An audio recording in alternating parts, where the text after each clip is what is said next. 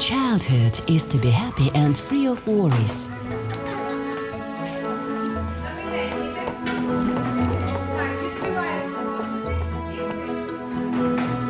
And school where our children study, meet their friends and favorite teachers should be safe and comfortable.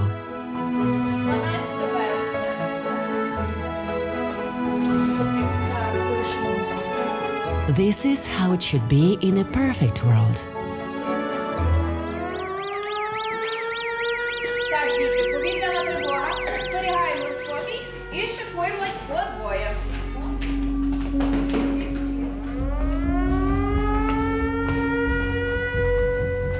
І прямуємо в укриття. And in pairs we go to the bomb shelter. But in actual fact, children on all continents of the planet encounter harsh reality from time to time. They have to go through trials that should no longer exist in the modern world. They learn to live in the time of the war, air raid alerts and missile strikes.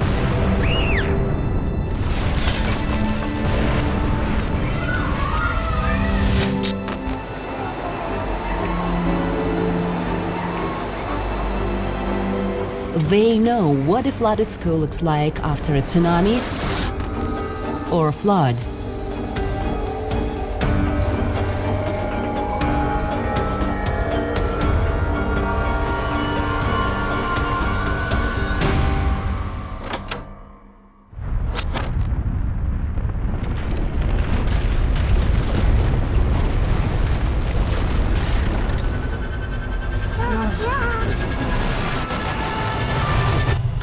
They feel the earth tremble under their feet during an earthquake.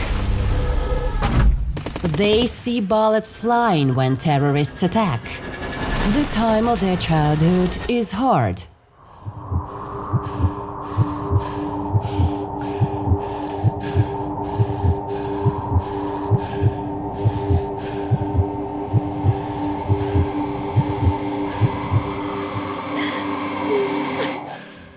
Wars eventually come to an end. The consequences of natural disasters and catastrophes are coped with. We must give our children confidence and hope for a bright future.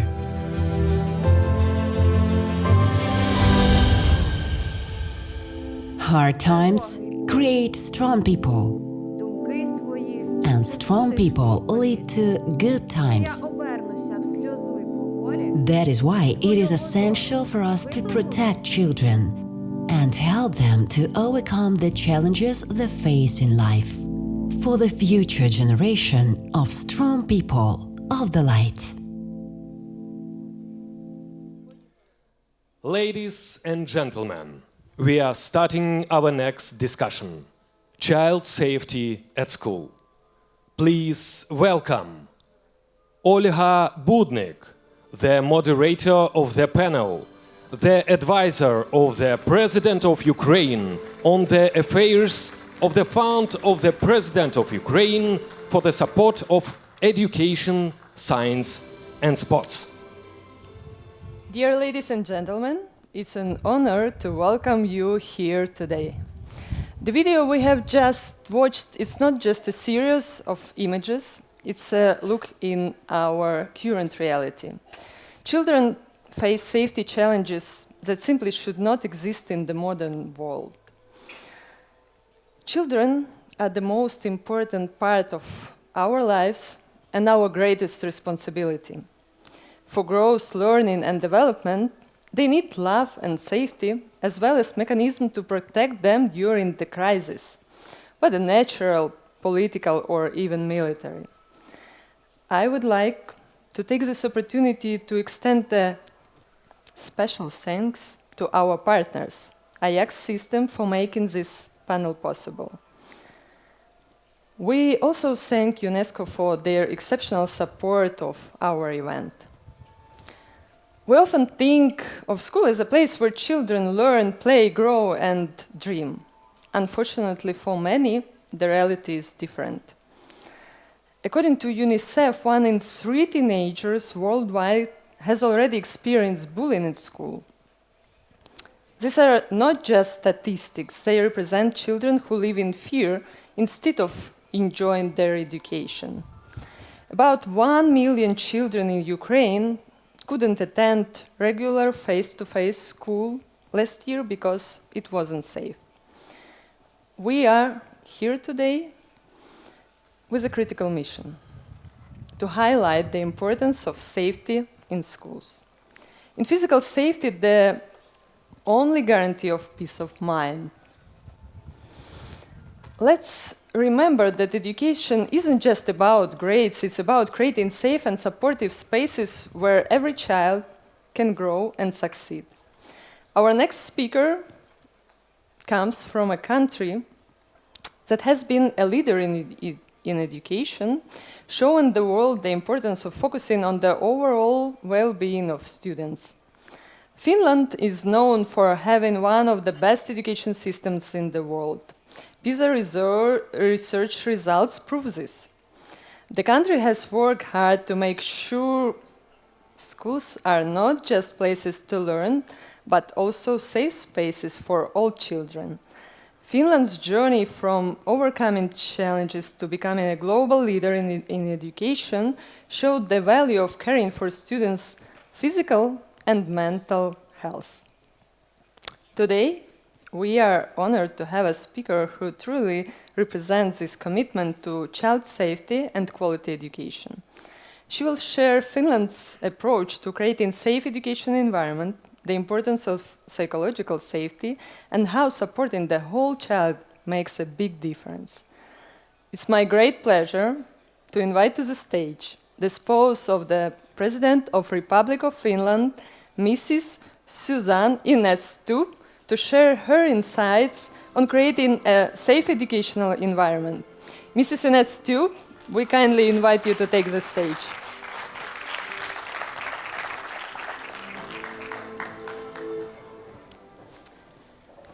Ladies and gentlemen, Excellencies. Firstly, I'd like to thank the First Lady of Ukraine, Olena Zelenska, for convening this summit to discuss an issue that is important to us all, child safety, and in this panel, one of its most important elements, education. Free and equal education has a special place in my own heart and in the hearts of all Finns. It's what lifted Finland out of poverty and made us the country that we are today. It's one of the very cornerstones of our welfare model and our resilience. Finland takes a holistic approach to pupil well-being. This includes mental, physical, and social well-being, as well as physical safety. You don't need to be a sociologist or a psychologist to understand that students who feel good and safe are also more likely to exhibit good learning outcomes. And although we're not top of the charts anymore, Finland still tends to do fairly well in the PISA rankings. I see that less as a result of rigorous learning targets than as an outcome of a balanced and safe learning environment. In Finland, every pupil has by law the right to a safe learning environment. In terms of physical safety, we have long been a front runner in the field of civil defense shelters. Nationwide, we have more than 50,000 shelters, with space for a total of 4.8 million people. That's a lot for a country with a population of 5.5 million. All schools have shelters, and when constructing new school buildings, security planning is guided by national regulations. In this sector, we've already started discussions and sharing expertise with the Ukrainian authorities. Despite these efforts, we have nonetheless experienced serious acts of violence in schools, including acts committed by students. We're analysing the root causes and constantly working on improving security in schools. But the main conclusion remains that the overall well-being of pupils is the most effective preventative measure against any violent behaviour in schools. Schools, of course, are not immune to the emerging threats faced by society as a whole. We need to pay attention to cyber threats and malign influences targeting schools and pupils, and take information security in schools very seriously. This also applies to the use of digital devices in schools. These are issues we all face, and the sharing of knowledge and experiences internationally will benefit us all. No less important than physical safety is psychological well-being, which needs to be taken into account in the everyday life of students at school. In Finland, the University of Turku has developed an anti-bullying program called Kiva Koulu that is used in over 800 schools in Finland and in over 20 countries worldwide. The program is science-based and offers a wide variety of concrete tools and materials for schools to tackle bullying. Schools and regional authorities in Finland also provide welfare services that consist of nurses and doctors, as well as school psychologists and social workers. These services must be available at schools for pupils during the school day. Prevention, early intervention, and cooperation with parents are key elements of pupil welfare. Education is also a central building block for gender equality in our country. Inclusiveness is an integral part of the educational system. Students are seen as unique individuals coming from different backgrounds with different abilities, attitudes, and knowledge. In times of crisis, schools play an important role in bringing normality into children's lives. Here, we all have a lot to learn from Ukraine. I'm very impressed by the fact that most schools here are continuing to provide education to their students one way or another. Ladies and gentlemen, education has long been a priority sector in Finland's cooperation with Ukraine. That cooperation began in 2018, and I'm very happy to tell you all today about some new initiatives that we're launching. We have just started a support program for vocational training and education that we're implementing with the Ministry of Education and Science of Ukraine. And together, we're also preparing a bilateral program to support upper secondary school reform in Ukraine. Our work will pay special attention to issues of student well-being, particularly the need for psychological support in the midst of war. To ensure that Ukrainian children can safely return to schools, Finland has joined the School Buses for Ukraine campaign. We've delivered 15 school buses and dozens of truckloads of school furniture to enable children to get to school and to facilitate teaching and learning in classrooms.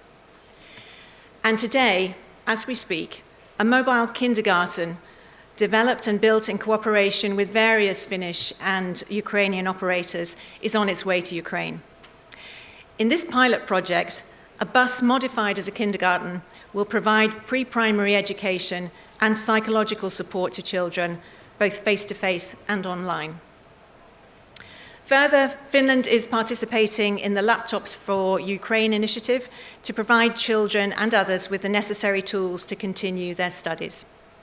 So far, almost 700 devices have been delivered from Finland, including smartphones, laptops, and screens.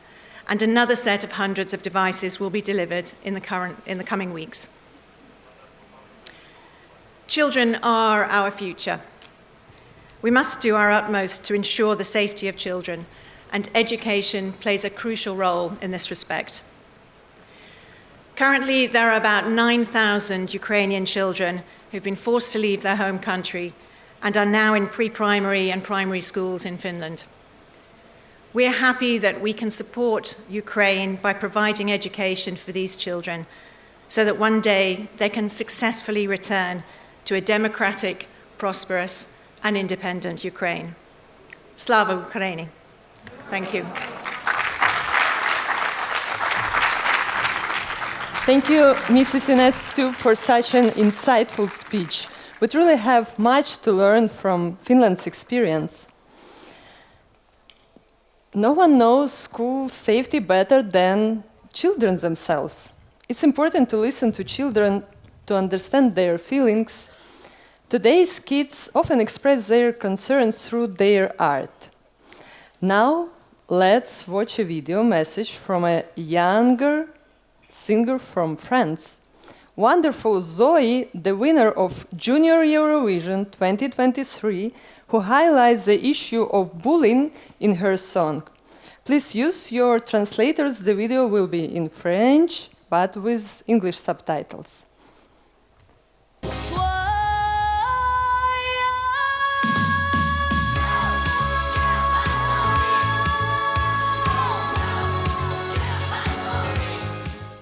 Je suis chanteuse et musicienne et j'ai gagné le concours de l'Eurovision Junior avec ma chanson Cœur en novembre 2023. Le thème de ma chanson est le harcèlement scolaire. C'est moi qui ai demandé aux équipes avec qui la chanson a été créée de parler du harcèlement scolaire car j'en ai vécu pendant 4 ans du CM1 jusqu'à la classe de 5e. Ça a été une période très difficile de ma vie avec des coups, des insultes, des mots de menaces de mort glissés dans ma trousse, de l'isolement et aussi du cyberharcèlement. Et à la fin de l'année scolaire, la directrice de l'école primaire m'a demandé de quitter l'école car elle ne pouvait pas assurer ma protection physique et psychologique face aux 4 harceleuses. Donc c'est moi qui ai dû partir et pas les harceleuses.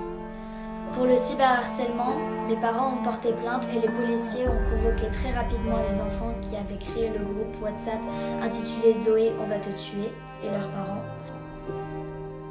C'est encore assez difficile pour moi d'en parler, même si aujourd'hui je suis dans un collège spécialisé pour les artistes et les sportifs et où tout se passe très bien. Mais moi je pense qu'il faut vraiment en parler à ses parents ou à des adultes et en tant qu'artiste, je suis très fière d'avoir pu partager ce fléau autour de ma chanson. J'ai reçu de nombreux messages où des adolescents me disent que le message de ma chanson leur avait fait beaucoup de bien.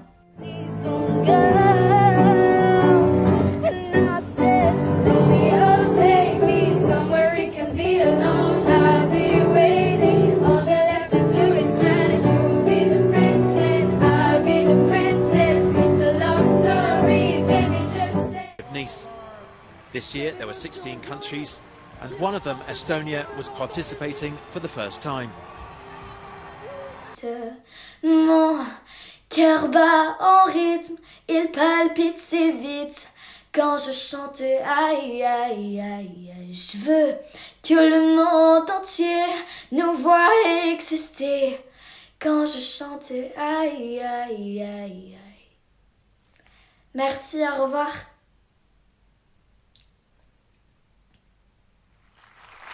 It's amazing how children's words can so clearly and deeply reflect important issues. As you might have guessed, our next speaker is also from France. She is a true leader who not only champions child safety but also brings valuable personal experience as a teacher.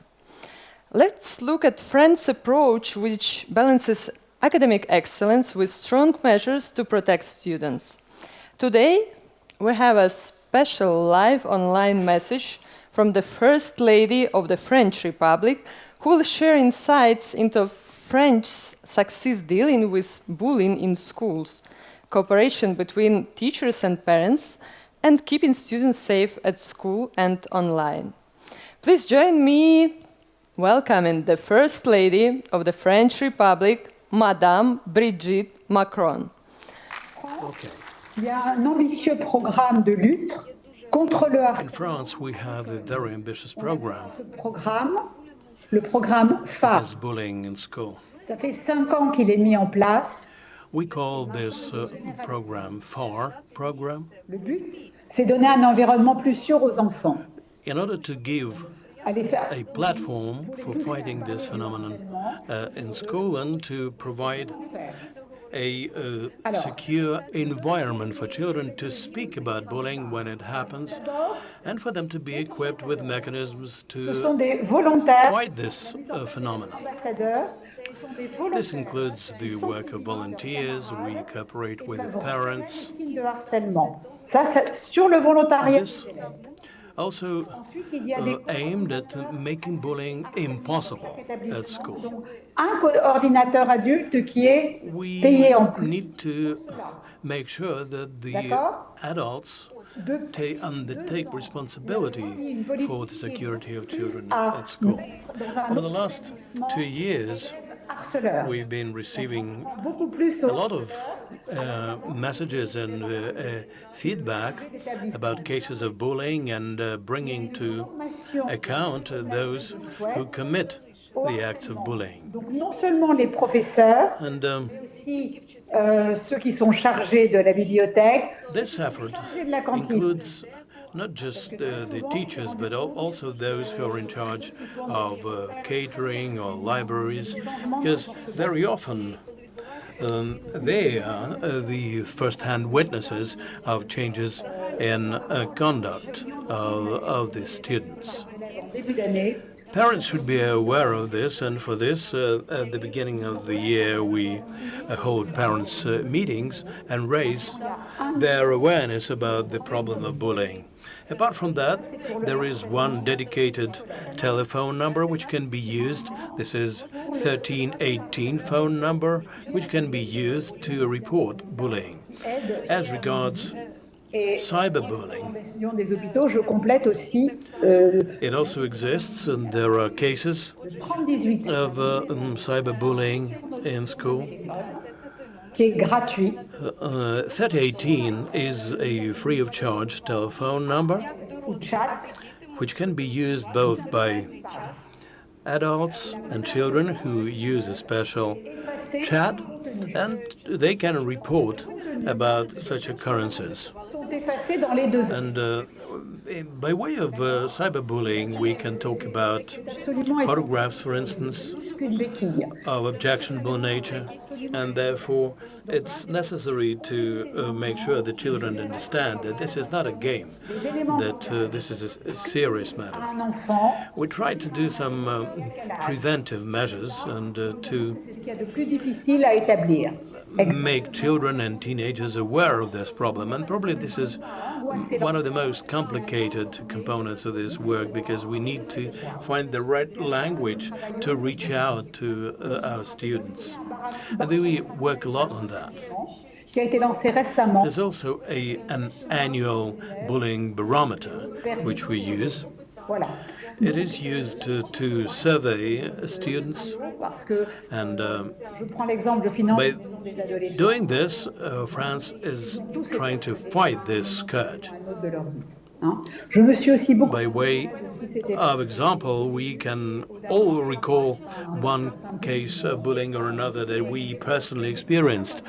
And I know that in dès la Europe and in North America, people have found innovative ways to combat this, and it's being used quite actively. But there's a lot to learn for us. We have to talk to each other. We have to share best practices, what works and what doesn't work, and so on.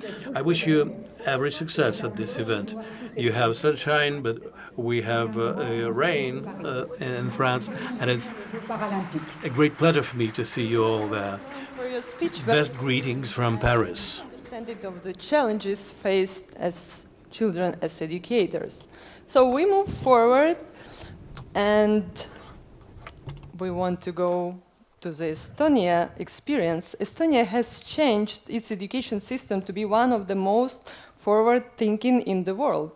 Since the 1990s, the focus has been on digital learning, putting students at the center and ensuring equal access for all. Estonia also ranks among the top in global PISA tests. This success comes from a commitment to fairness, data-driven decisions, and regular updates to the curriculum that combine different subjects and skills. By creating personalized and innovative learning environments, Estonia has built a flexible and strong education system, preparing students well for the future. It is my great pleasure to invite to the stage the First Lady of the Republic of Estonia, Mrs. Sirje Karis.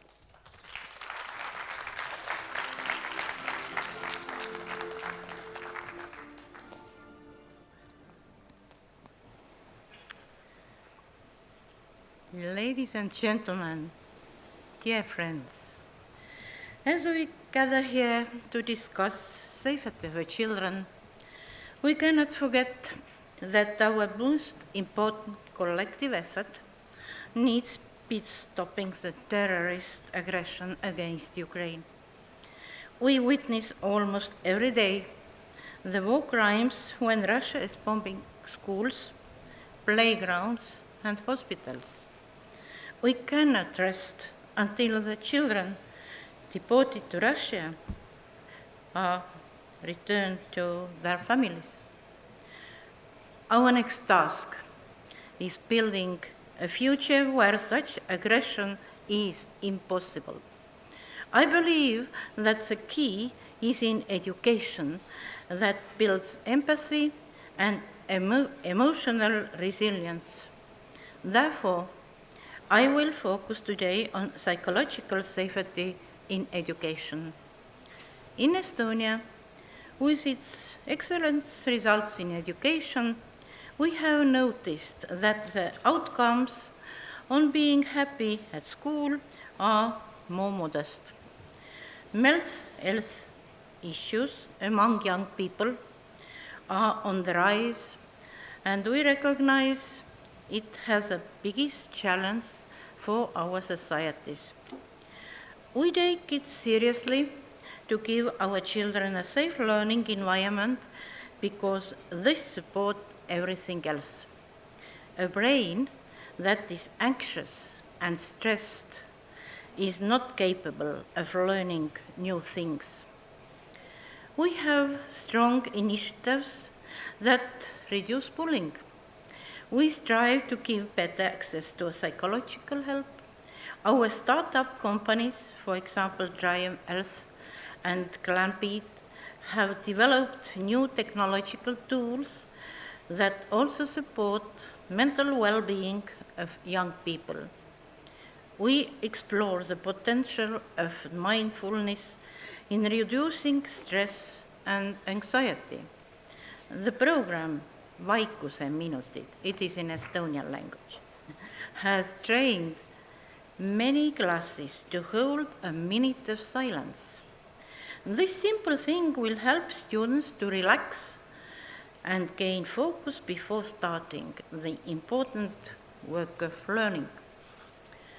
Teachers, and more importantly, parents, are being trained to be able to notice mental health issues and provide support. We cannot rely on single initiatives, but we need to have a systematic approach, which is a number of evidence-based programs. All these help to develop psychosocial skills, managing emotions, and understanding ourselves and other people better. These are part of the new leadership skills.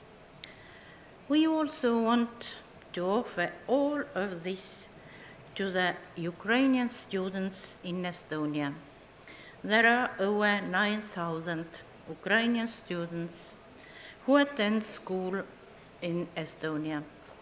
Our policy has been to make them part of the local community from the day one. The sense of support and belonging will make them feel safe. This way, they also have access to all benefits that our own children have, including informal education, which I consider very important. Playing football or playing music together helps to cope with trauma. Naturally, there are also more specific initiatives. Already on September the 1st, 2022, 2 new schools for war refugees opened their doors in Tallinn.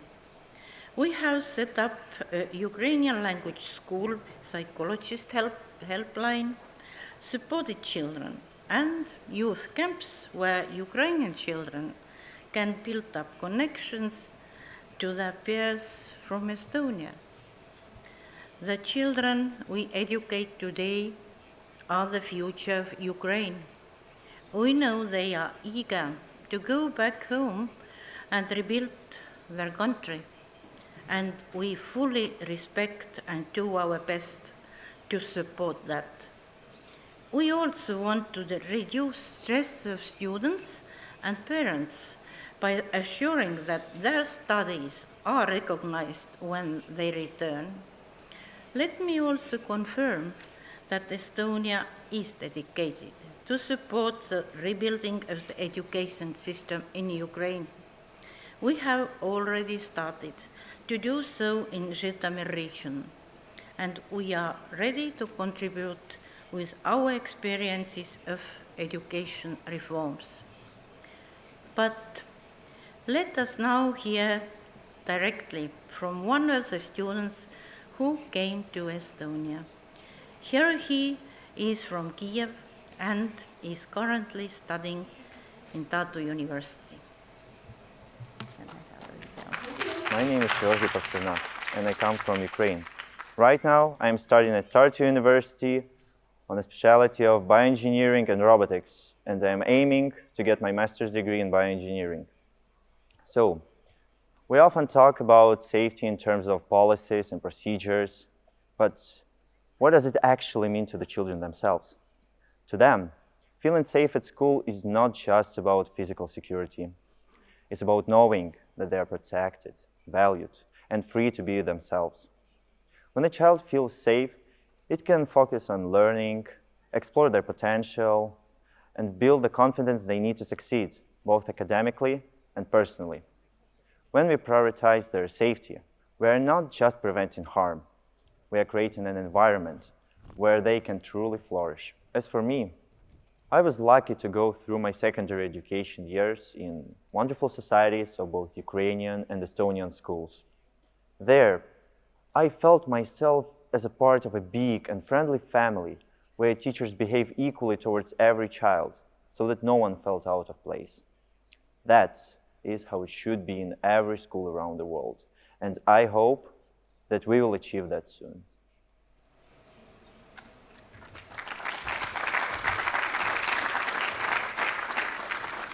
By the way, he's a student of my daughter. She's a teacher. Thank you very much. Slava Ukraini. Thank you very much, Mrs. Harris, for sharing such impactful examples that will definitely benefit many countries around the world. Before we move on to the next part of our discussion, we have something special for you. We have received incredible messages of support from all over the world. Now let's watch a video addresses from the first ladies whose words inspire, unite, and remind us that we are all together in this important mission. Please turn your attention to the screen. 10 days ago, a new school year started across Ukraine, included in the embattled city of Kharkiv. And just like every year, children put on their best clothes and they received flowers from their parents. It felt almost like a normal first day of school. Except only one school in Kharkiv could reopen. It was a new underground school, built inside a metro station. All other schools had to stay closed. Because just as the school bell marked the start of the year, Russian missiles were falling on the city. And this is the reality of Russia's aggression. Their strategy is terror. They are trying to make life impossible for Ukrainians. They are trying to steal the future from Ukrainian children. But Ukrainians are fighting back, at the front line and in the classroom. And you, dear Olena, are leading the fight to protect the right of all Ukrainian children to life, to education, and to a better future. We, therefore, value education in disaster prevention at home, at school, as well as in local communities. Our efforts in disaster preparedness education can lead children to take immediate action to protect themselves in the event of a real disaster. More than 13,000 Ukrainian children have found refuge and are going to school here. Children should receive all the support they need to unleash their full potential. It's our job to equip them with the skills and knowledge to make informed decisions, to set boundaries, to live independent and successful lives. And for many children in Ukraine, their education is in jeopardy. Going to a school, however, means so much more than just entering a building and taking science or arts classes. A school is a place where children do not only learn academically. It's a place of social interaction, of friendship, and of stability. Those personal encounters cannot be replaced by lessons in virtual space. That is something we all learned during the COVID pandemic. Education is not only the right of every child, it is a safeguard. A good, safe education empowers children to imagine a future free from violence, poverty, and exclusion. We must ensure that every child, no matter where they are born, has access to quality education. Schools must be sanctuaries, not targets for bombs. They must be free from threats and fear, where children can dream, explore, and prepare for their future. Dzieci, by rozwijać swój potencjał, powinny mieć możliwość edukacji oraz realizacji swoich zainteresowań artystycznych czy sportowych. Zaledwie kilka dni temu edukację w polskich szkołach rozpoczęło blisko 200 000 ukraińskich uczniów. Pragnąc przeciwdziałać negatywnym skutkom traumatycznych wydarzeń, w których uczestniczyli, zapewniono im kompleksowe wsparcie psychologiczne i pedagogiczne. Wielokrotnie miałam możliwość spotykania się z ukraińskimi uczniami, którzy wspólnie z polskimi kolegami uczestniczyli m.in. w projektach edukacyjnych organizowanych w Pałacu Prezydenckim. Każde z tych spotkań było świadectwem wartości, jaką dla dzieci i młodzieży stanowi integracja z rówieśnikami oraz możliwość realizacji swoich pasji poprzez wspieranie edukacji zgodnie z potrzebami uczniów. Thank you to all of the First Ladies for these inspiring words that remind us the importance of our collective efforts for the safety of the children. Now, before we move on to the discussion, I would like to share some key facts that reveal the real picture of school safety. So, these are not just numbers, they reflect the voices of children from around the world. A global research called Safety and Well-being at School was conducted in 15 countries, what it means to feel safe at school. Please turn your attention to screen. Our study showed that 76% of parents worry about their children's safety at school. In Ukraine and Brazil, parents are twice as likely to be concerned compared to the global average. In Ukraine, 55% of parents frequently express these worries. In the US, it's 35%, for example. Parents from different countries have varying views on safety. In the UK, they feel better when children enjoy going to school. In the US, clear safety rules and mental health support are important.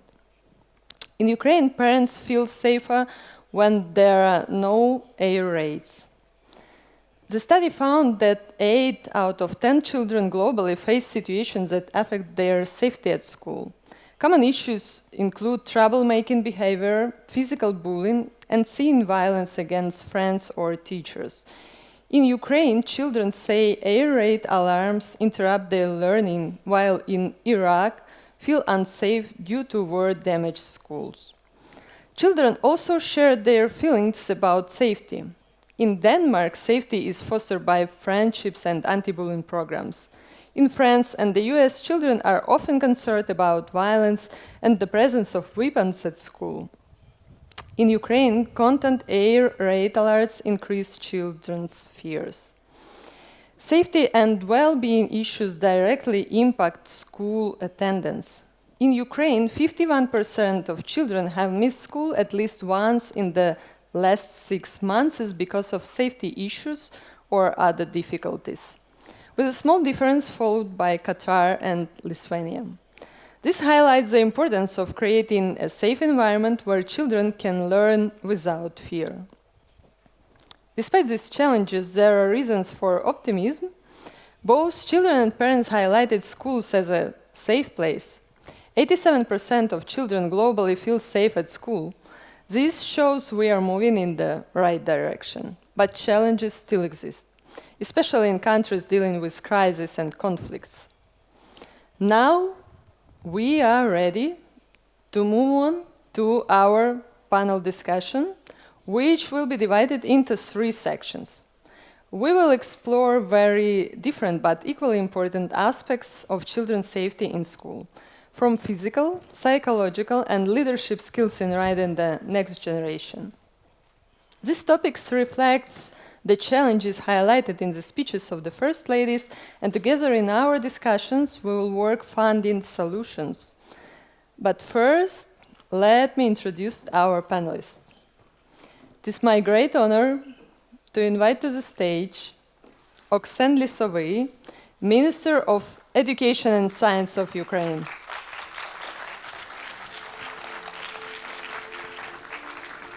Yasmin Sherif, Executive Director, Education Cannot Wait. Bob Saum, Regional Country Director for Eastern Europe, World Bank. Andreas Schleicher, Director for Education and Skills at the Organization for Economic Cooperation and Development.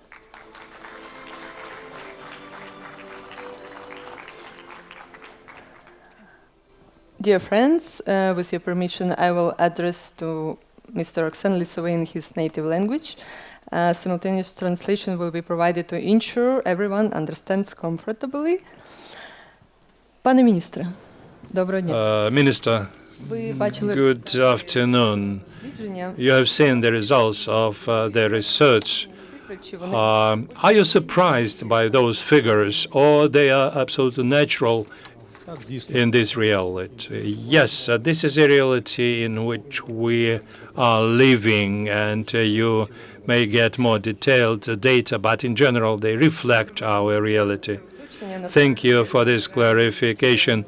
Our reality has become a norm for us already, though for the whole world this is something which everybody would not like to face. We don't have another reality, but we are trying to make it different. How Ukrainian system of education is adapting to war challenges. We cannot evade this topic because education is part of our life. And when we are talking about school, it may sound strange that we are talking about school in the context of military changes, but it's important to know what we can learn from international experience. We've heard that new system of safety is being introduced in other educational institutions in many countries. What can you say about it? First, I want to thank our partners, first of all, who have been supporting us in this struggle and this everyday looking for solutions, and we're very grateful to them, because sometimes governmental institutions cannot react as quickly as NGOs and civil societies react, and this support is extremely important for us, and together with them we are learning. The war itself is getting different. Since 2022, at the beginning of summer 2022, it was one kind of war, and then in winter time it changed, and now it is yet another kind of war. The war is changing, and the challenges to our education get varied. The enemy changes its capabilities, the technologies of psychological and technological attacks against Ukraine. They seek to break us mentally, psychologically, to disorganize our systems, and as an ultimate goal, to ruin us altogether with all our educational system and otherwise. In the meantime, we oppose and fight against all those manifestations of terror. We try to be creative here, and we do it as we go along. This morning we have one kind of reality, and in the evening it can be another one.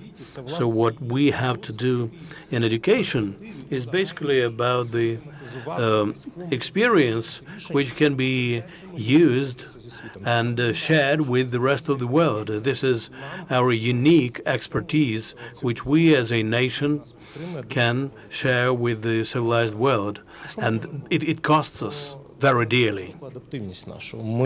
It shows a high level of our adaptivity. We push forward trying to teach our children in a most challenging environment, which is far from normality. We try to bring the children back to schools, to switch from online to offline learning. But we understand that we are at risk of losing a lot of children who will not have sufficient number of soft skills that they require if we do not do this. We try to set up small-scale educational centers and hubs.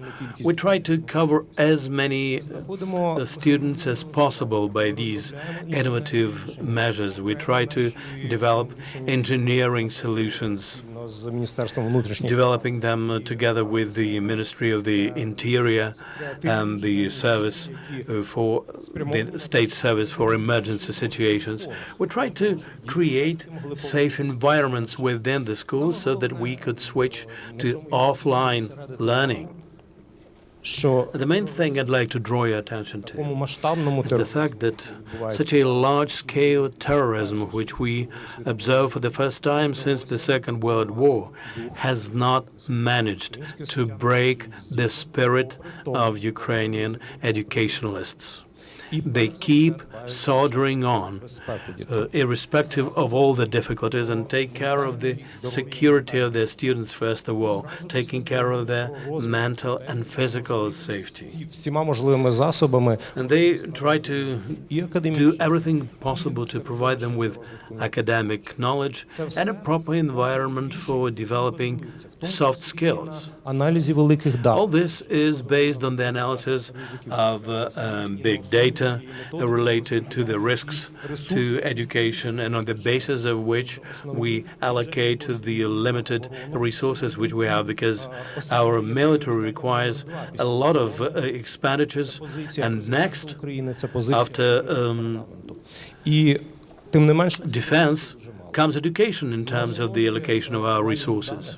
On the basis of the analysis of our data in terms of the varied risks that we encounter, we use differentiated approach to creating safe environments and different engineering solutions, ranging from full-scale underground schools with all the facilities for catering, hygiene, recreation, social recreation environment, like in cities of Kharkiv, Zaporizhia, Kherson, all the way to individual module educational buildings somewhere in the highlands of the Carpathians or elsewhere, because unfortunately no place in Ukraine can be 100% safe.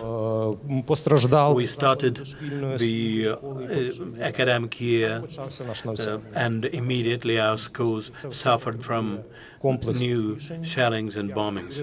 All this requires a comprehensive approach by the government and our partners, and we are extremely grateful to them for their support. Thank you. I think one of the greatest successes of the ministry is the ability to launch educational process in the areas which are close to the front line. And the Ministry of Education, nevertheless, did manage to ensure that schooling is going on. Your organization, Education Cannot Wait, works on projects that ensure the right to education even in the most challenging circumstances. When we talk about physical safety, we often think about how it provides access to education. Could you please share your experience and tell us about the key principles that guide your projects aimed at restoring access to education around the world and especially in Ukraine? Thank you very much. Thank you so much. Before I start, first of all, thanks to you. You're such a wonderful catalyst for running this session. And I'd like to also express my thank to the First Lady, Olena Zelenska, who is really one of those First Ladies that actively go out and engage in children's education. So I think I really bow to her for that.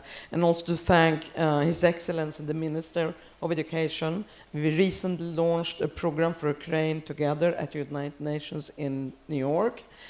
And I cannot not thank his first deputy, who is in the audience, he's doing such a great job for Ukraine whenever he travels and get us all engaged in Ukraine and education of children. There's so many wonderful people in this country. Let me start by saying that I think it's important to remember that Education Cannot Wait. We are a global fund for education in the UN system. We are hosted by UNICEF, but we started and invested in Ukraine already in 2017, when you had the low-intensity conflict with the attacks from the Russian Federation, and nobody really invested. And UNICEF and Save the Children reached out to us, and we decided to immediately get involved. Now, when it comes to protection, to safety, protection, which is both physical safety, but also emotional and psychological safety, we treat that as a top priority when we mobilize resources and then distribute them to agencies on the ground under the leadership of the Ministry of Education.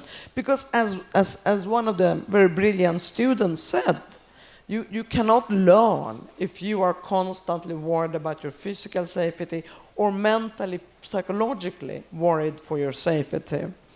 And so feeling that emotional, psychological safety is just as important as the physical safety, and to create a sense of normalcy.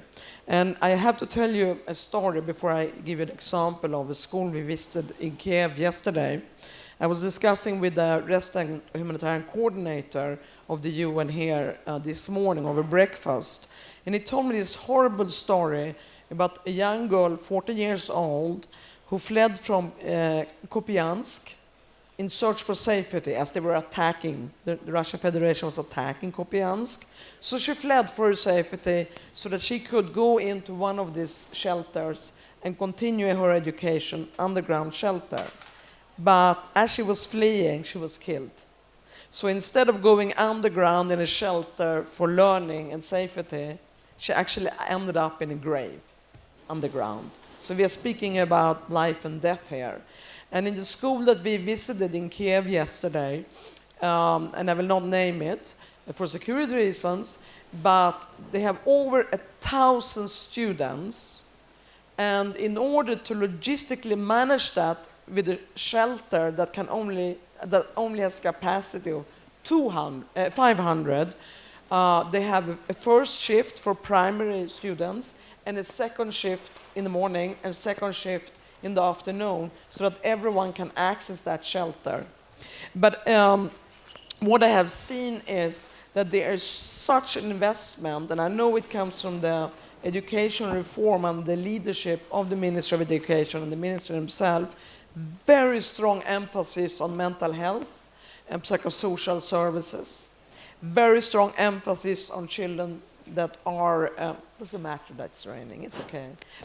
Could be raining bombs, even worse, you know. I think Ukrainians can take the rain, we can take it, because it's been so many alarms. I think it's a part of our resilience, even under the rain. Know. Yeah. It's an incredible resilience in this country. That's why I have so much hope in Ukraine. Anyway, so he was telling me about this girl who had, I told you that story. But then we were in Moldova as well, because we are investing in refugees fleeing to Moldova, and the children who had fled from Ukraine to Moldova, here we can speak about deep, deep trauma. One mother came with her 2 daughters. She left her husband behind, her mother behind, as they were being attacked in southeast, and the girls were absolutely traumatized. And so we supported the Moldovan government there through UNICEF. In the school we went to yesterday, there was a boy who had been so traumatized from the war and the attacks that he stopped speaking altogether. That's this disability. But the resources put in by the Ukrainian psychologists, by the teachers, by parents, and it's a strong community cohesion. She was with him all the way through. He eventually started speaking again. So it's possible. And there's an enormous strong resilience amongst the Ukrainians. So I want to take this opportunity. We did launch a program. Education Cannot Wait has invested 18 million in that program. UNICEF is implementing it with Caritas under the leadership of the government, but an additional 17 million is required, 17. So for all of the strategic donor partners who are present, and we will continue to advocate when we leave Ukraine, 17 million at the minimum to keep up the high standard of mental health, psychosocial service, and academic training that Ukrainian teachers, psychologists, and parents have proven to deliver to provide physical, mental, emotional protection. Thank you very much. I think that this impactful experience which your organization have in Ukraine and in other countries tell us that there is no conditions which we couldn't overcome.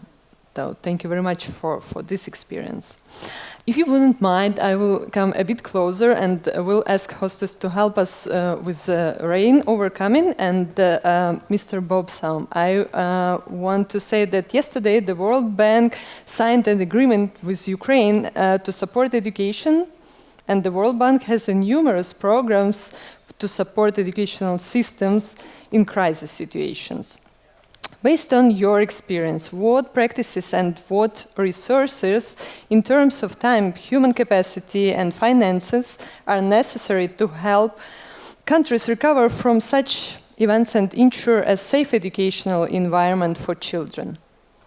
Thank you. And you're right, it was indeed a privilege yesterday with the minister and his entire team to sign these agreements for $415 million to support education here in Ukraine, for everyone here, for the children, for the teachers in Ukraine.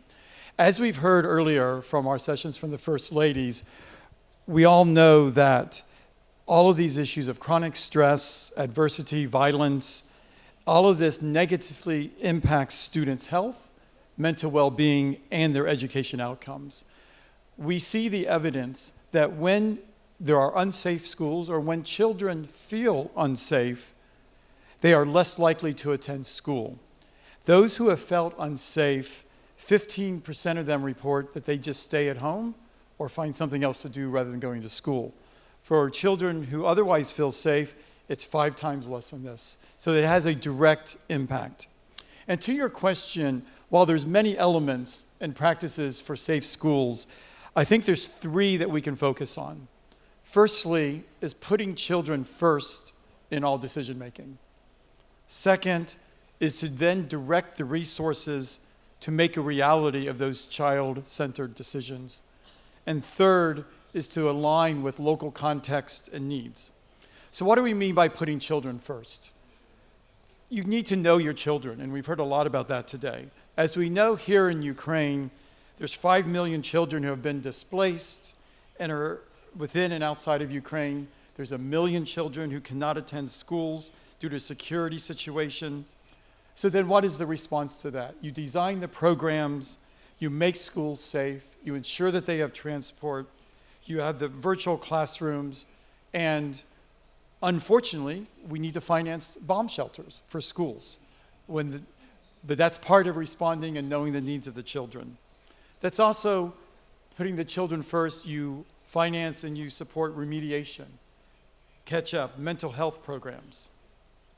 The second item, as I mentioned, is you need to then direct the resources towards those.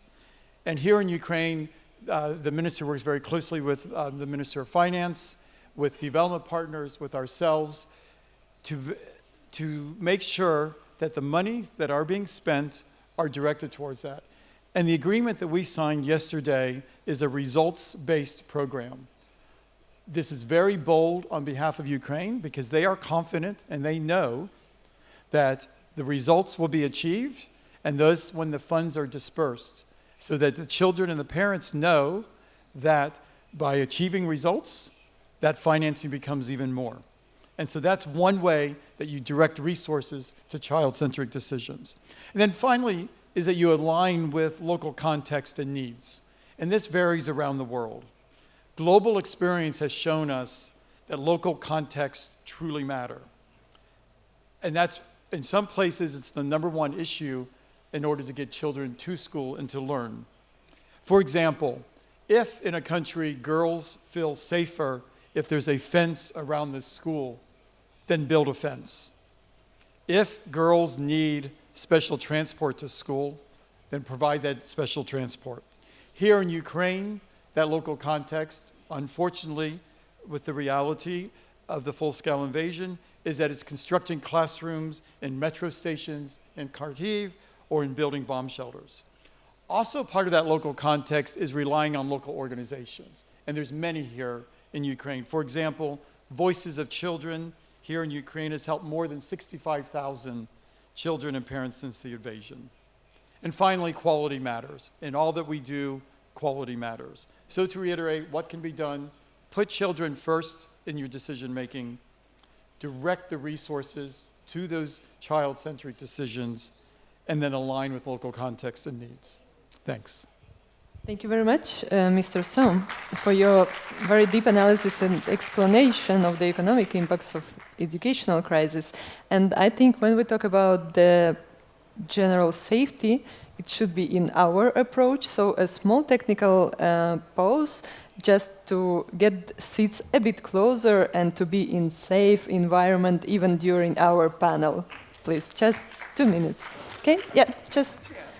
No, we can be here, but the host will help us to become a bit closer to all of the audience and to feel more comfortable during our discussion, not to be under the rain.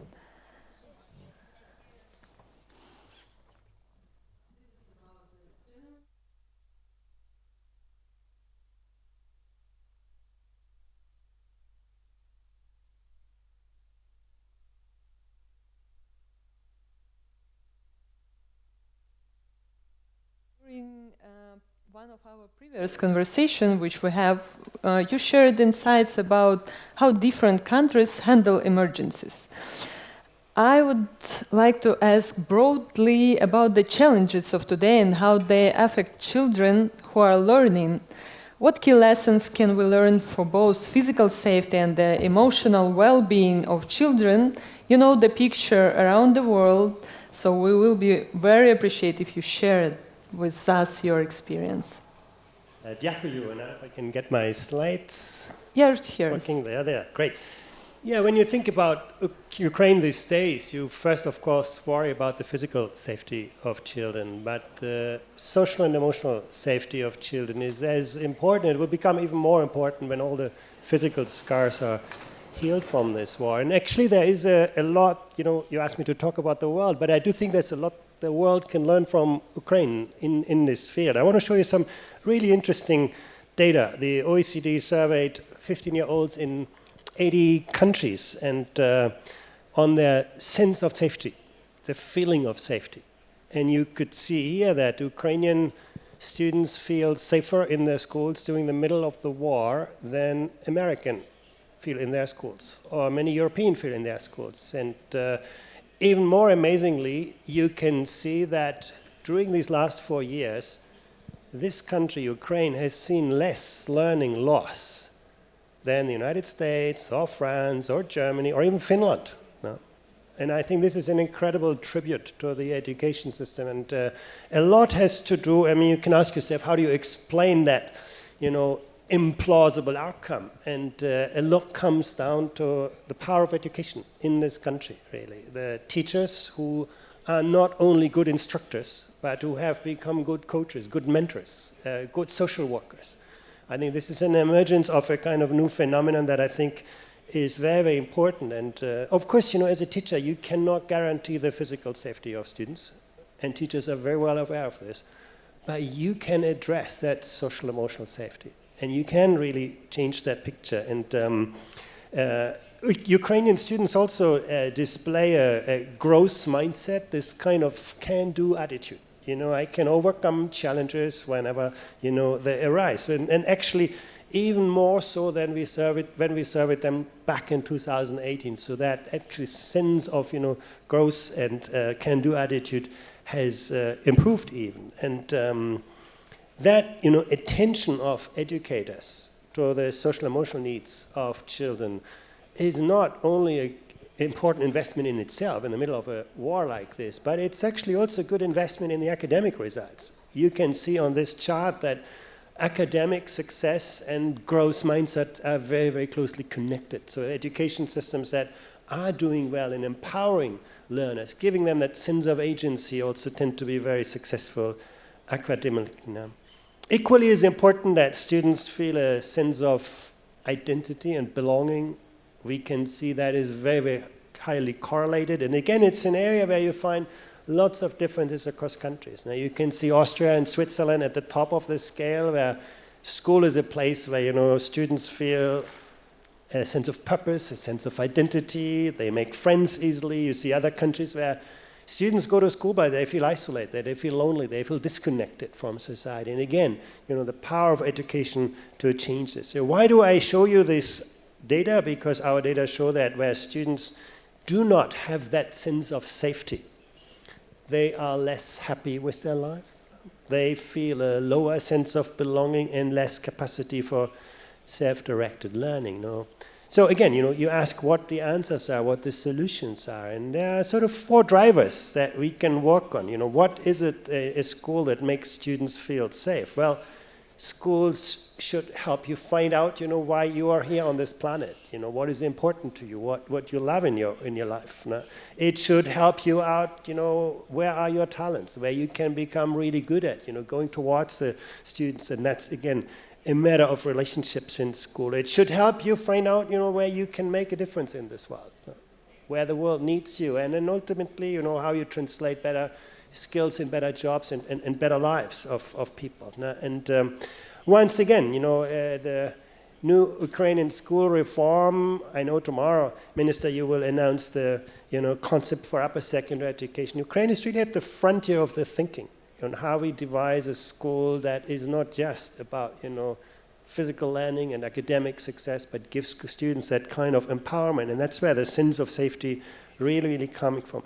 So finally, how do countries score on all of that? You know, at the OECD, we try to measure all of that. And when you think about academic success, you know, a successful school system, most people would think to Singapore. You know, they always come out best in mathematics and science and reading. And that's true. You know, they get 10 out of 10 points on our PISA test. But on other PISA dimensions, Singapore has a lot to learn. You know, you can see the orange bar is short. You know, Singaporean kids are not that happy. Singaporean kids do not show much resilience. Now that light green bar is very short. Now they do not have time for many activities beyond school. So I think, you know, we need to have a broader look at educational success. Now, compare that with Ukraine. You can see the yellow bar is shorter. Yes, Ukraine has still to, you know, advance on an academic learning, but you can see in the middle of the war that sense of safety, that sense of, you know, psychological well-being continues to be strong despite those conditions. And then you look at the light green bar, that sense of emotional resilience. Ukraine is one of the strongest performers that we have in the OECD, where students can reimagine, reinvent themselves when things get tough and difficult. And once again, you know, it's not just important in a war. That is what tomorrow's world is about. You know, can you reposition yourself? The quality of social relationships. Again, education is not a transactional enterprise. It's a socially relational experience. You can see actually doing well. But, you know, you can always do better. You know, this, I want to just show you in conclusion a picture for Denmark. No? Because many people argue, well, if you focus too much on the well-being of students, on social emotional outcomes, you lose academic success. Now you have to sort of make a compromise. But Denmark is a great example. You know, they do really well academically, you know, almost 9 out of 10 points on the PISA test and on everything else as well. You know, they, you know, are strong on psychological well-being. They are strong on that student agency, growth mindset. They are strong on emotional resilience, on the quality of social relationship. And then, again, that shows us that modern education can equip students with a broad range of, you know, attitudes, skills, values that are actually really important in tomorrow's world. But once again, you know, I think you should take pride on what your educators are achieving under very difficult conditions. And the education system that has been able to support and sustain them in all of that context. Ďakujem. Thank you very much for this valuable insights and experience, because when we see this data, we understand in which direction we should move on. And when we talk about the psychological safety, it's very important to understand that we have data which show us how important it is. And I want to turn to Ms. Yasmin Sharif, because education cannot fund supporting Ukraine through the first emergency response program, has included this psycho-emotional support as a key component. And this speaks volumes about the importance of this issue in emergency assistance. What role and attention should we give to psycho-emotional safety, and what tools are necessary to address it? Because we understand, for example, how to build the physical infrastructure, but the psycho-emotional climate is also very important for our children. Thank you very much. I mean, first of all, I think these presentations are very, very interesting.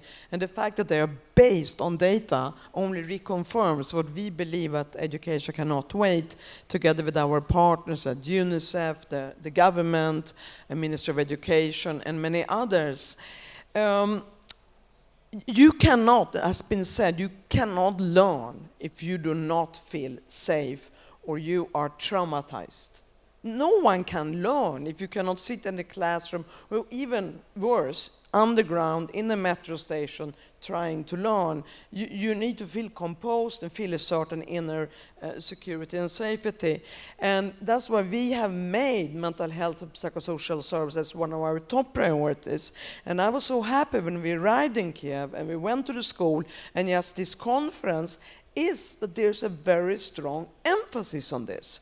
Now, to reach that conclusion, you also need to have a curriculum overall that pays attention to that. And with the school reforms that have taken place under the minister and in Ukraine to create more critical thinking, focus on resilience, allowing students to think for themselves rather than filling a pail, ignite a fire in the child. This is what you see today in Ukrainian students as a result of the school reform. And I do think as a result of what they have to suffer right now, in combination with the education they get and the mental health services they get, building on the resilience that they have, I think that is what making them very, very powerful. And I'd like to end by saying, and I think the Ukrainian students, teachers, parents, people show that, and it's been mentioned, you need to remember your identity, especially when you're in a situation of war like this. That is what gives you mental strength. Who am I? What is our culture? What is our history? So I'm going to end by reading a famous Ukrainian poet, Schleicher, right? You know him, right? And I love this verse when he said, study, read and learn thoroughly the foreign things, but still not shun your own. And that is what makes Ukraine so strong. Thank you. Thank you very much. We see that you know very deep the Ukrainian context, and it is and it is very important to know that your approach is very targetful. Thank you very much.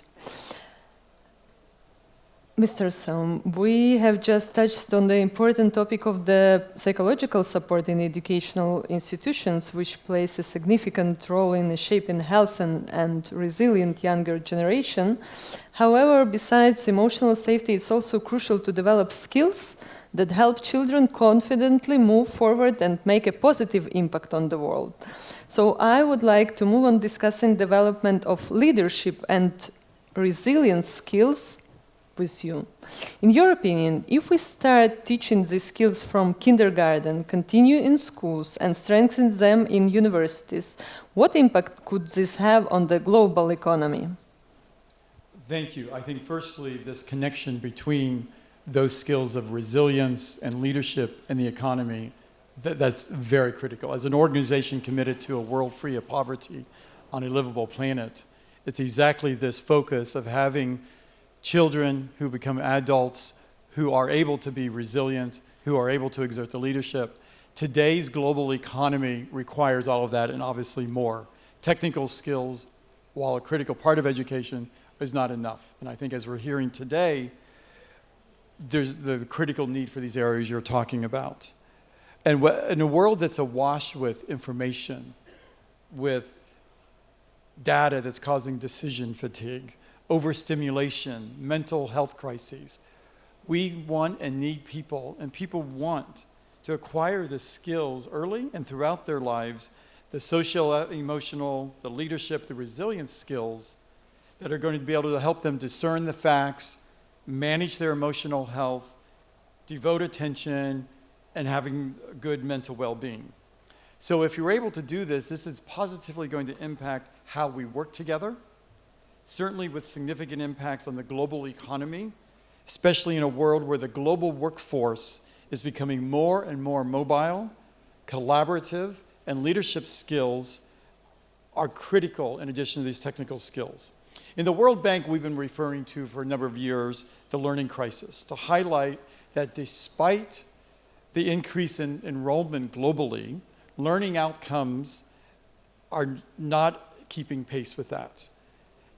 The loss of these learning results are definitely impacting human capital, and they are costing the economy significantly. A recent study has found that the world faces an economic loss amounting to $10 trillion from children and youth not learning these broad sets of skills. But the positive sign is that globally, and as we're hearing today, there's an increased understanding of the importance of developing and supporting children and youth to become adults with strong leadership skills and starting that education early. It's also widely acknowledged that the part of being a strong leader is having good social, emotional skills as well. And clearly, when we're talking about safety and well-being and resilience, this is all critical to students developing that. Research shows that there's a direct link between these socio-emotional skills and effective leadership, and that we can build systems where these skills are being developed at each level of education. And there's a growing body of evidence that the important impact that these life skills can have on the overall functioning, resilience, and leadership of people in their local and global economy. So these are all very important from an economic perspective for Ukraine and for all countries of the world. We need leaders. We need people who are able to, within their own chosen field, to develop themselves and to develop the people around those. And even though some people may think with automation that less human contact is necessary, I think the fact that we are all here in person here today demonstrates that even though we can connect virtually, there's nothing that is going to replace the socio-emotional leadership skills of human connection. And we know that from an impact on an economy, that those type of skills foster entrepreneurial mindsets, driving innovation and job creation. It enhances the workplace productivity so that individuals are better equipped to navigate changing market demands. That it can improve decision-making, reducing risks and improving economic outcomes. That these skills can improve and increase global competitiveness, enhancing a country's global competitiveness. And most importantly, that these skills are critical to supporting sustainable economic development and the green transition. That all of this is critical for the future of the people and the planet. Thank you. Thank you very much.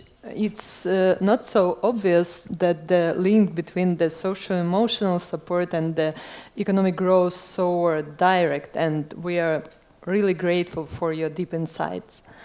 Пане міністре, насправді, коли ми говоримо про Minister, when we speak about developing security-related and leadership and resilience skills, all these things sometimes appear not that obvious as regards how the educational system can make a difference here, so that this become part and parcel of each and every student. What can we offer our children to make sure that they grow up developing these skills? Знаєте, найбільший виклик, який перед нами стоїть зараз, the biggest challenge confronting us, and which will confront us after the end of the war, will be the demographic challenge. Ukraine is in a deep demographic crisis, which is going to get even deeper. This is characteristic not just of Ukraine, but for many European countries. This is something which should be addressed.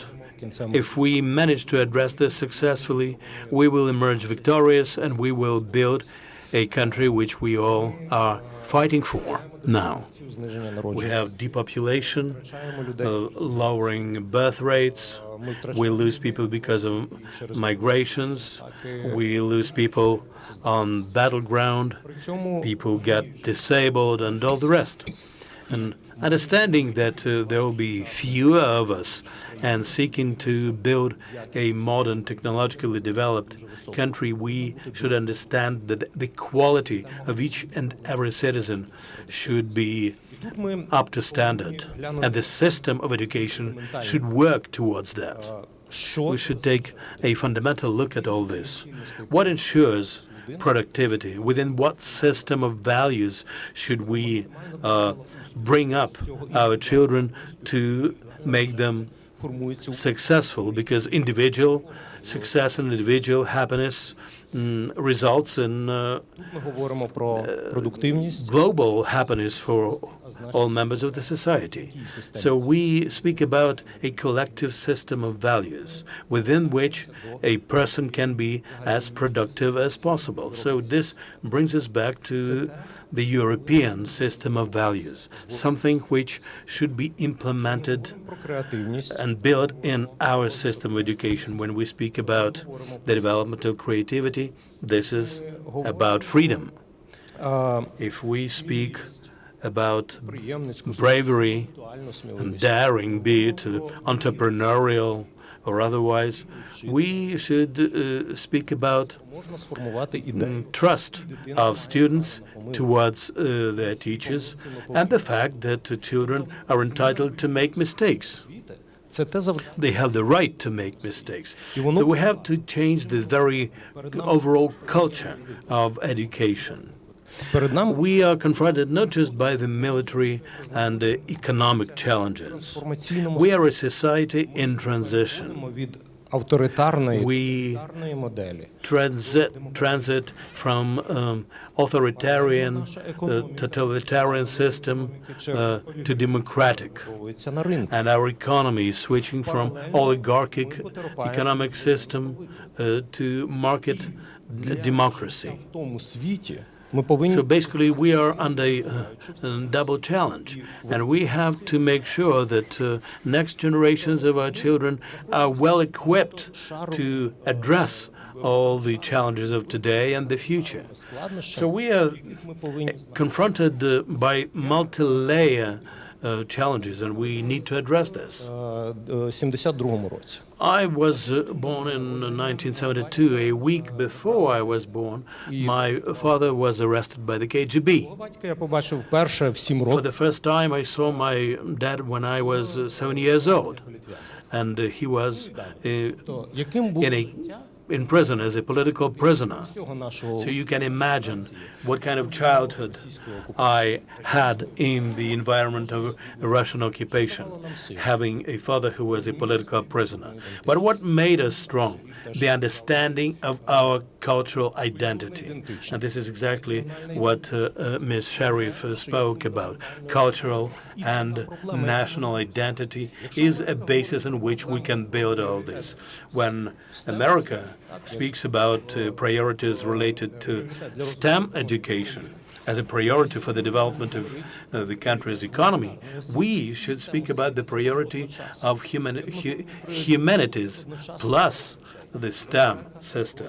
And we have to approach this comprehensively, including security and the health of children, because the health of our children is very much under risk.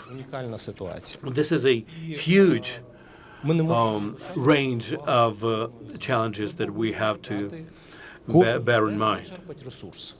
Another question is where to take resources within human beings, opening up individual resources in every person, developing the belief in himself or herself of every young person in our country. At the same time, we have to build an environment which should be tailored to the resolution of the aforementioned challenges. By trial and error, we should soldier on, move on, and so on. I'm very thankful to countries like Finland, Estonia, and other partners for their input in new programs that we've developed to develop new curricula, new teachers, new educational approaches, and so on. This is absolutely key, and I'm very confident that we will reach this goal. And today, the First Lady, as she spoke, she recalled some stories about the families of the Ukrainian people who leave Ukraine, and sometimes conflicts arise among them because children want to come back to Ukraine. I know that you have your own anecdotal evidence of this. Maybe you can explain us why children are so eager to come back to Ukraine, even though in terms of security, Ukraine is far from perfect. Well, this phenomenon which we've seen in the survey shown by Mr. Andreas shows that here children sometimes feel more secure than elsewhere, than abroad. This is phenomenal. More than 1 million young children of Ukrainians left Ukraine. 400,000 of them remain within the educational system of Ukraine. And most of those children did not make that decision themselves. That was their parents' decision. They took their children abroad, and the children remaining in the information space of Ukraine observe history in the making here. They see the heroic deeds of their military. They see all the emotional experiences which are going on in Ukraine on a daily basis, and they want to be here. They feel attracted to this land. The daughter of my niece basically fled Poland and came back to Ukraine and refused to go back to her mother. This is a big conflict within the family. Even though there was no bullying there, the conditions in Poland were wonderful and everything. She returned to Ukraine because she wants to find a mission, a role for herself. For the teenager, it's extremely important this wants to form her identity as an adult person. She wants to be a part of something important. And here in Ukraine, they find this. They see this struggle, this fight, and they feel that they can be useful. I know lots of such examples. I've worked with teenagers, and I'm in contact with them. But for young people, it's very important to find their mission. So beginning with 12, 13 years old, they start their active search for their place in the society, active social self-identification, and to provide them with this role to push towards the constructive way. It's the mission of our system of education, because in any case, this young person will find some identity, but it's not always will be positive identity. That's why this is one of yet another task for us. All of the panelists today, because we really understand that the safe educational environment, it's one of the crucial things which we have to do here in Ukraine, and our great gratitude for all of you, for your support and for your great insights according to this discussion. Thank you very much, and take a place in the audience.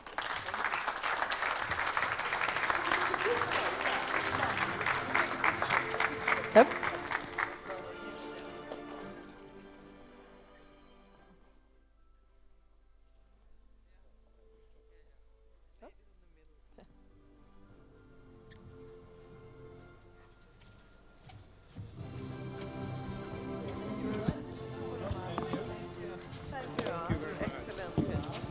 Thank you. Thank you. Yeah, but it's not the end. It's not the end. Up next, we have a special message from someone who several years has shown incredible courage and has even secretly traveled to Donbass and other conflict zones to see how Ukrainian students are learning and living during the war. Please welcome a message from a Hollywood actor and UNICEF Goodwill Ambassador, Orlando Bloom. Your Excellencies, dear guests and fellow supporters of children's rights. Today, children around the world have many opportunities to grow and develop. However, millions of children today don't have these opportunities because of many challenges, such as war and conflict. This isn't right. Every child has the right to grow up in a family environment that is loving, caring, and nurturing. This provides a solid foundation for a child's development. Every child has the right to learn, develop skills, and socialize with peers in a safe environment. This support will pay dividends far into their future. Their innovation, their leadership, and skills will help drive Ukraine's recovery and EU accession. This year we celebrate 35 years of Convention on the Rights of the Child. This historic global commitment sets the basic rights that every child must have today so that they can grow, develop, and become successful adults tomorrow. Please keep this in mind as you participate in this summit. Please help ensure that every policy and every decision made by us adults are child-centered and in the best interest of every child in Ukraine and across the world. Our gratitude to Orlando, such a powerful message, and we know that even Hollywood was us. Dear friends, do you like dream? Honestly, I'm sure you do. We Ukrainians have one big common dream, and you definitely know what it is. It is victory, that we know is on its way. But recently we have gained another dream, one that inspires learning and helps us find our place in the modern world. It's the first national educational application for students, parents, and teachers, simply called Mrija, which is mean dream. And I know that maybe you heard it, or maybe you want to be a part of this success story. And now I invite one of its key visionaries to the stage. Ladies and gentlemen, please welcome the Deputy Prime Minister for Innovations, Education Development, Science and Technology, and Minister of Digital Transformation of Ukraine, Mykhailo Fedorov.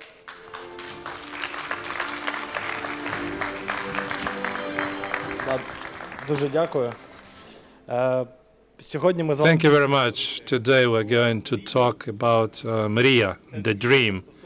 It's not only application, it's the whole digital ecosystem which we have been making in Ukraine now. I think it's a unique product globally because we still learned experience of other countries.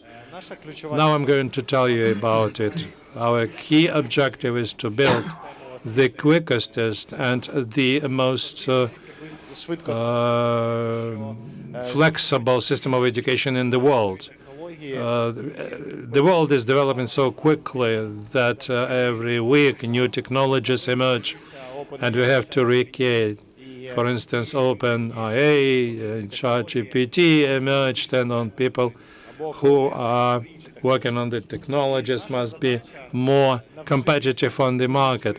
So our task is to learn very quickly how to inform educators, children, and parents on new technologies which they could use to be more competitive in the modern world. Also, in spite of the fact that we have a full-scale war in our country, the whole world is developing, and for every nation, human capital is the most important. And the leading countries in the world are changing systems of education. They implement new senses of education, new competences. And we had a COVID pandemic, then war, and children are studying online.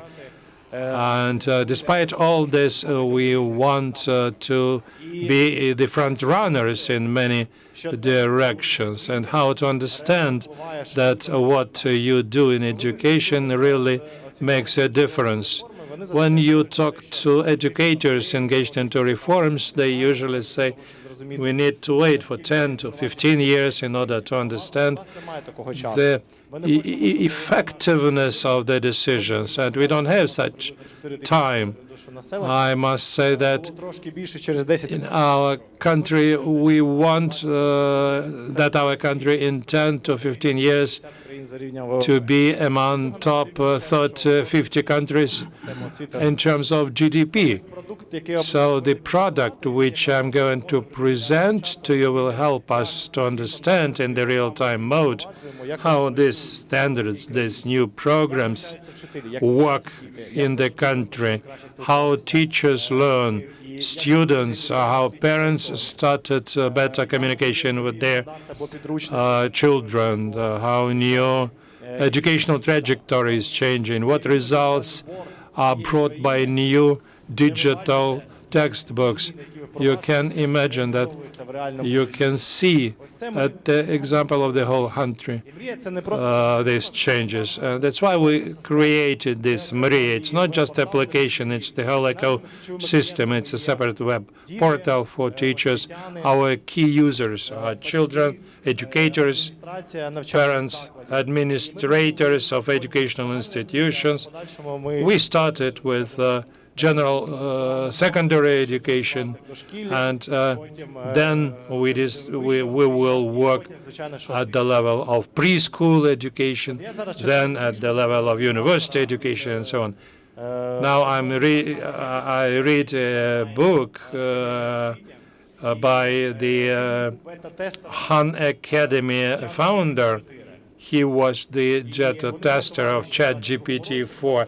They tested it in 22, and they started using AI as a tutor to help their students to reach results. So the education revolution is waiting for all of us. You can imagine that in some time every child irrespective of where this child lives, will have a tutor who will get answers to all questions and will help teachers to prepare for classes. And this will help you to develop.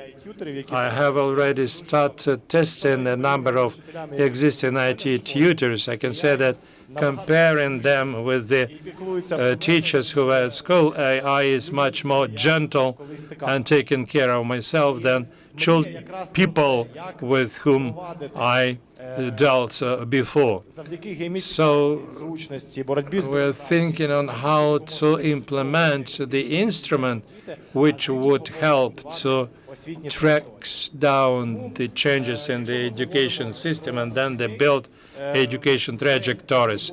When we speak about children, the following functions you can find in Maria already. And we make electronic document for a child.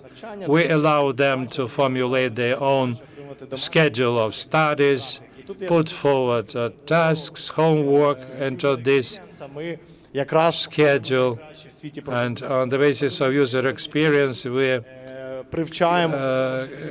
repeat the best international products. We teach children on what is the best design, what is the technology of time management. So we help them understand these new technologies. There is a separate content library where we tell about modern trends. This could be materials related to a specific discipline, for example. And now we have been testing this among 100,000 students. Speaking about Maria for parents, maybe the most important function alongside with the content which is useful for parents. I think that thanks to Maria, parents will better understand children. We will not put emphasis on tracking down how well the child studies, learns, but we will help parents to understand how active their child is in a classroom, what is the things which concern this child. We will help parents to find common points with the child. And I have a child who is 7 years old, and very often I don't know what are her interests, what lessons she likes, and I don't have enough information, and the child often doesn't want to share it. And thanks to special methodologies and technologies, we'll help to find common points between parents and children. Speaking about the teachers, naturally teachers should be engaged into work with children. They should not get into bureaucracies. They should not make any formal reports which always are required from them. The most important that the teachers want to work with the children and to teach them and to strike fire into their hearts. And we want to help teachers to better organize their work, to form schedules in order to automatically generate reports. And that may help them to better work with the children. We have, through focus groups, we identified that evaluation with a pencil we assessed. When a teacher thinks that he wants to put the better mark to a child, so in a register he puts the mark with the pencil in order to get more, to learn more about the knowledge of the child and put this child the better mark later. Rather, we are thinking about parents and children how to resolve their problems. If we manage to do so, the success of children at school will be better, and the teachers will be better off as well, because they will have less bureaucracy and paperwork. All this will make it possible for us to better understand what we do wrongly in our current system of education. And it is the character of the changes in this system which will determine which countries will be more successful. The richest countries of the world, for instance, their GDPs are primarily formed by by the companies which produce high levels of added value. And by this application, we will be able to raise the added value of the future labor force in our country. During the previous panel, we've heard about the online schools and shelters. But MRIA app will, for instance, send push messages to the parents informing them that their children are in shelter. Because now all this is being done manually by the teachers. They have to write to the parents that the children are in shelter and they are fine and safe. And parents sometimes are not very happy with this endless inflow of messages and notices, notifications, and so on.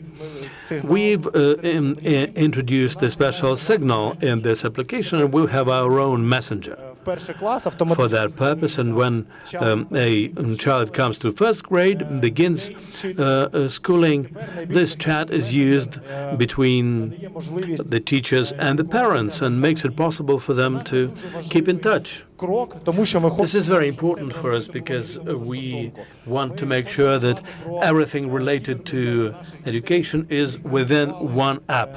We want to take care of the cyber security of our children, and we want to make sure that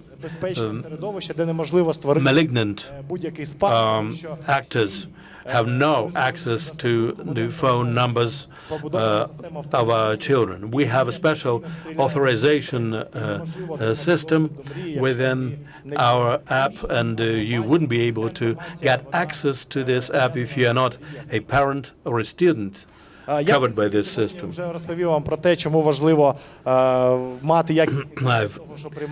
said already why it is so important also for managerial decisions, and MRIA is also valuable for the government in that respect. The idea to create MRIA came about last year. This year, as of the 2nd of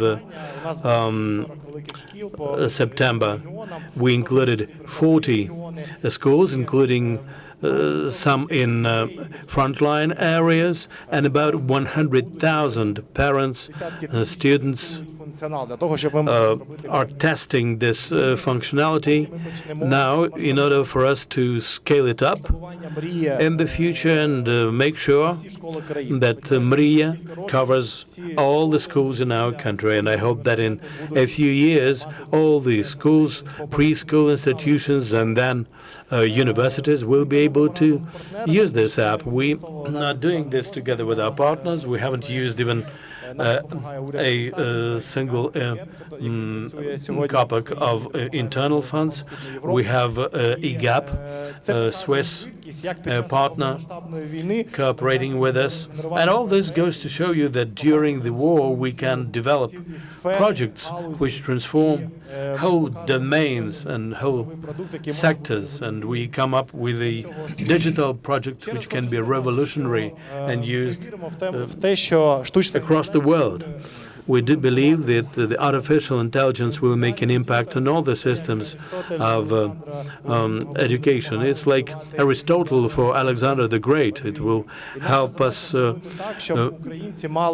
chart an individual trajectory for the development of our education. And we do hope that our educational system develops fast and we manage to create an economy of a rich country in Ukraine. Everything depends on the people, and the development of human capital depends on our educational system.